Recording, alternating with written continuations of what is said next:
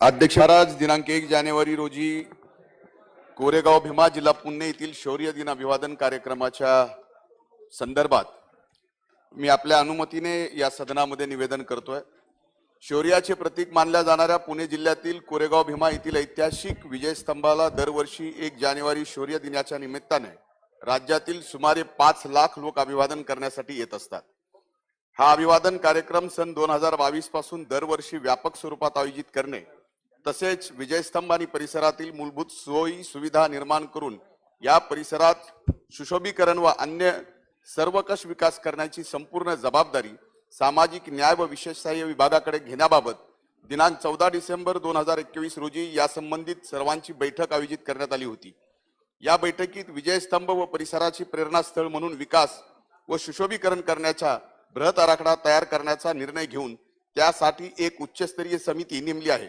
या समितीचा अहवाल 2 महिन्याच्या आत प्राप्त होईल।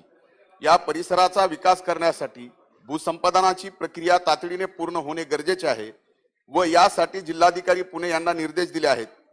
यासाठी आवश्यक निधी सामाजिक न्याय व विशेष सहाय्य विभागामार्फत देण्यास मान्यता दिली आहे।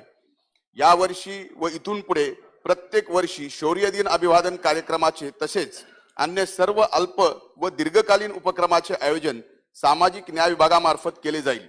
1 जानेवारी रोजी शौर्य दिन अभिवादन कार्यक्रमाचे आयोजन करण्यासाठी नेमलेल्या समितीमध्ये जिल्हाधिकारी पुणे हे अध्यक्ष असतील, तर मुख्य कार्यकारी अधिकारी जिल्हा परिषद पुणे, सहाय्यक पोलीस आयुक्त पुणे ग्रामीण, पोलीस अधीक्षक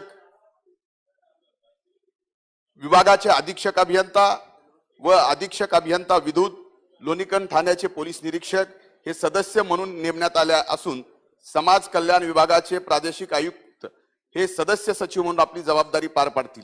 1 जानेवारी 2022 रोजी होणाऱ्या अभिवादन कार्यक्रमास लागणारा निधी तातडीची बाब म्हणून जिल्हाधिकारी यांना उपलब्ध करून देण्याचे निर्देश यांना भारतीतर्फे दिले आहेत।